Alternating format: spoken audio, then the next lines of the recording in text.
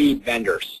And when I say feed vendors, essentially a feed vendor is an OEM or a vendor who is essentially outsourcing service work to Dentalfix and then to the franchisee, to the operator in whichever market we handle. So we'll just jump right into it.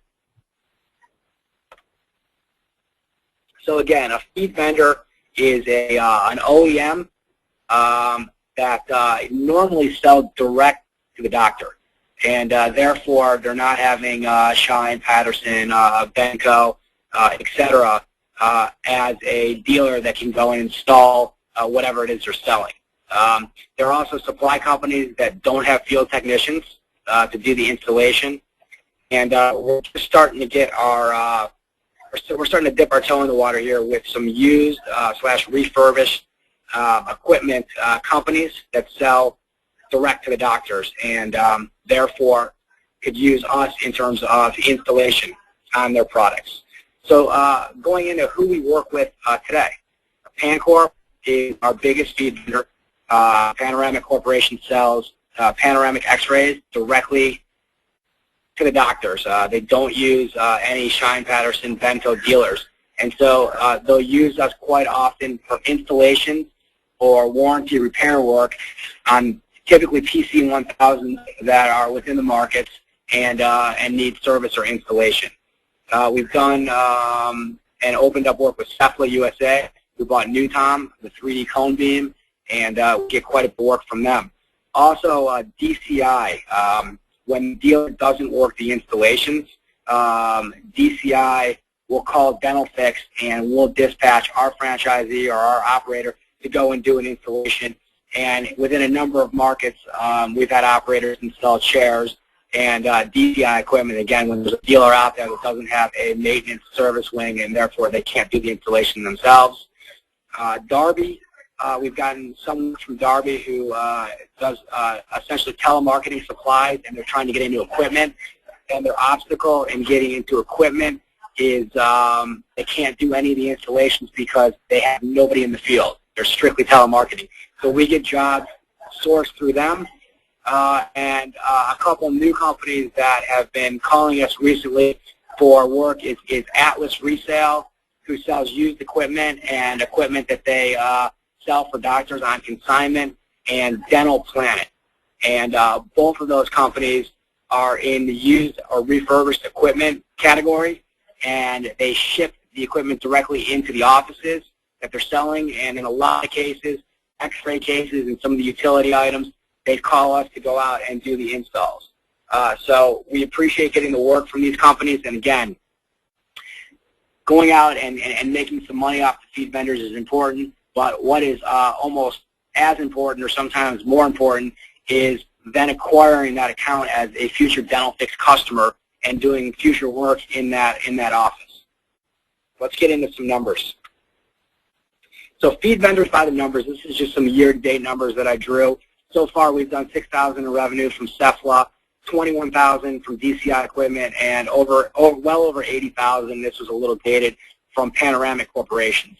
And essentially, those are those feed vendors giving us work, and then the invoice is coming into Dentalfix from the franchise owner or operator, and Dentalfix pays the invoice back to the franchisee or operator.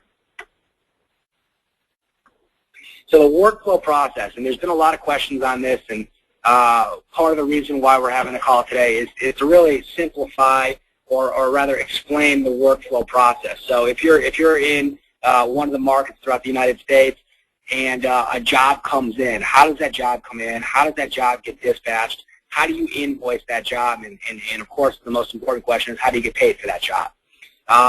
So we put together a quick workflow process of the steps that the franchise owner or operator is involved in. We do a few more things behind the scenes, but this is the overall process of how the franchise owner or operator is involved.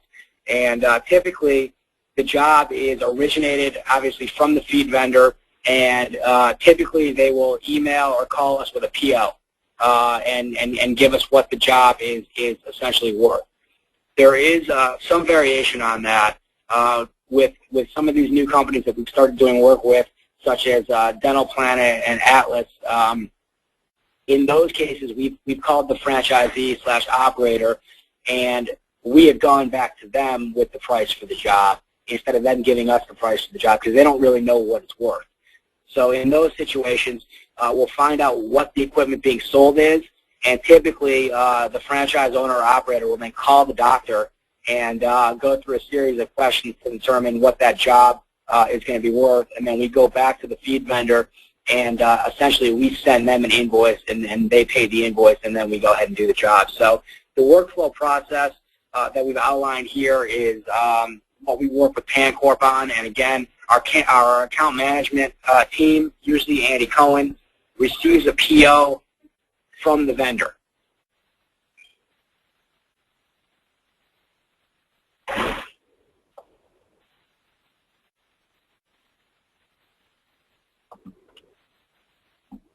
I'm just reading through some questions.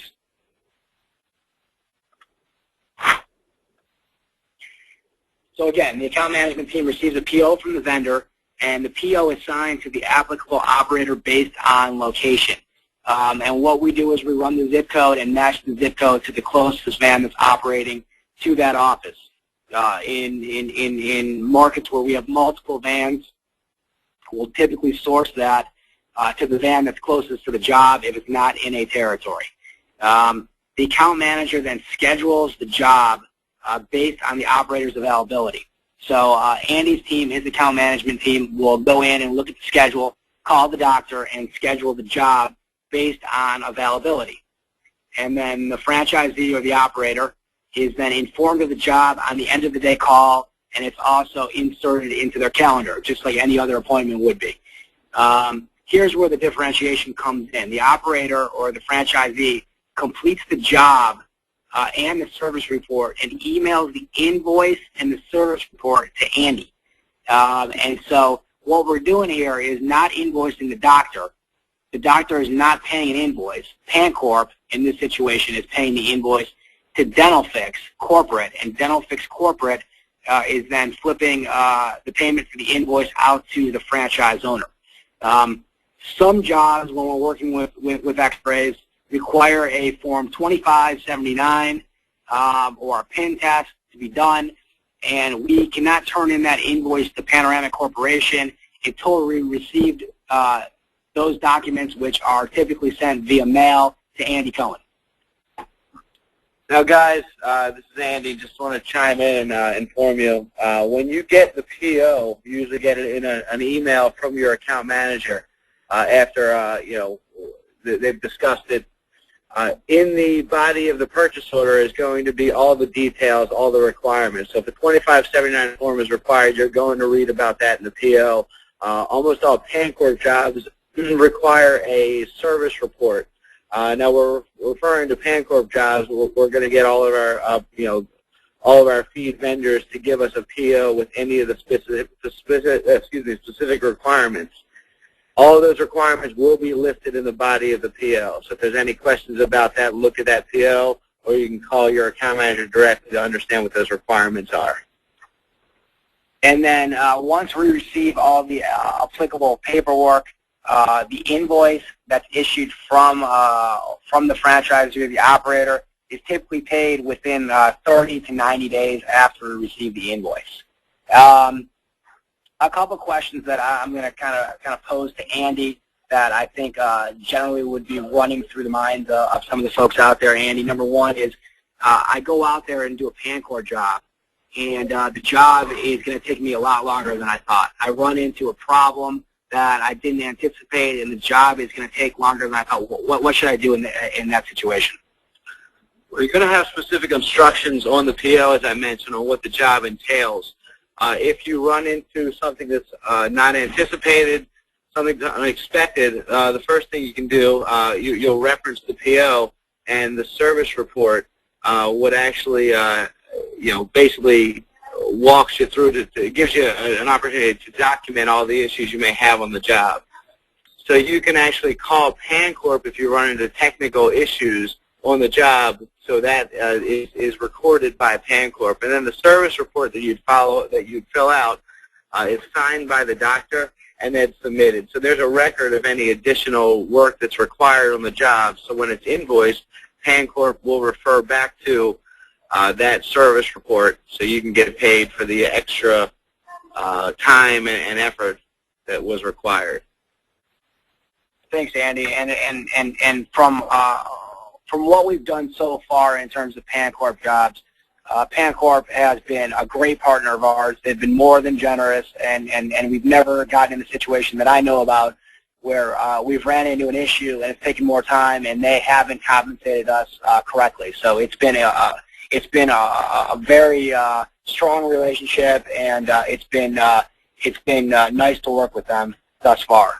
It's actually been great. It's been a great relationship, and we're trying to get them to continue to feed us business. Their only requirement constantly that I deal with is that we do follow the instructions on the PO and do a service report.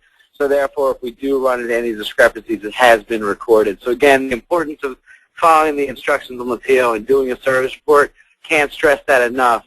That's going to maintain our relationship with Pancorp and give them more incentive to keep feeding us business. So far, it's working well, and hopefully you guys will see, more continuous business from this relationship. Fantastic. I don't see any questions. So with that, I think we're pretty clear on the process and how the issued. Now, if you're in a market, and this is probably a question some other folks might be thinking about, is if you haven't gotten any Pancorp jobs and you're wondering if Pancorp doesn't know about you, they do. I update them frequently on who's where, and when we open a new market, where that market is and how far that operates. In the market that I own, the 3 vans in Michigan, all 3, Dan, Todd, and Ryan, have all gone to Fort Wayne, Indiana, and visited Pancorp. And I think because of that, they got a higher comfort level with those guys, and we get a tremendous amount of work from them. I mean, I would say with the 3 vans that I have, I get about 2 jobs a week between all those markets from Pancorp, and we have built many customers based on an initial draw from Pancorp. So the relationship has been beneficial.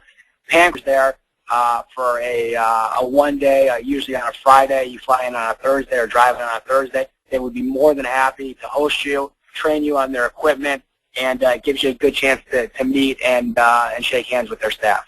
It seems to me that about, I'd say, 60 to 70% of the jobs that we get are either in the South Florida markets or in Michigan. We do get other jobs, and you guys have probably seen some of those that come through, but the consistent jobs are where they know us and they know the operator. So in Michigan, Brian, as he mentioned, gets a tremendous amount of jobs, and here in South Florida, we get a lot of jobs as well. We're obviously talking to Pancorp and asking for more business and fighting for more jobs, and we feel like we're in a good position to continue to get the jobs. My recommendation is when you do get them, do a nice job, focus on the service. Once we do that, as Brian's guys did in Michigan, you'll continue to see more opportunities directly from Pancorp. So the way Pancorp does it now is essentially that, before DentalFix was around, they used a network of independents across the country. And it's a lot easier for them just to call us.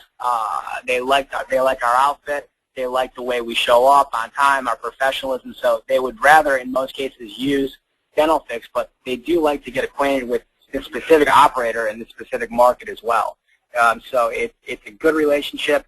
And again, part of what I do on a daily basis is I'm trying to get in touch with more vendors that sell direct to doctors and have them outsource work to our franchise owners / operators within the marketplace.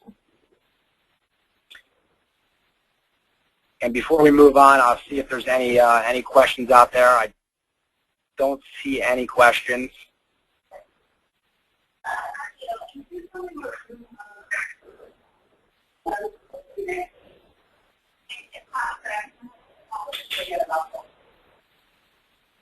Okay, let's move on. Accounts receivable, a very, very, very important part of our business. It's obviously important that we go out and we're able to generate revenue, but if we don't collect on it, it's hard to feed our families. So we're going to go into some ideas, some best practices, and just some review on accounts receivable. And the number one rule in accounts receivable is collect on site, so you never have to chase it. You close the book on it. You don't have to think about it.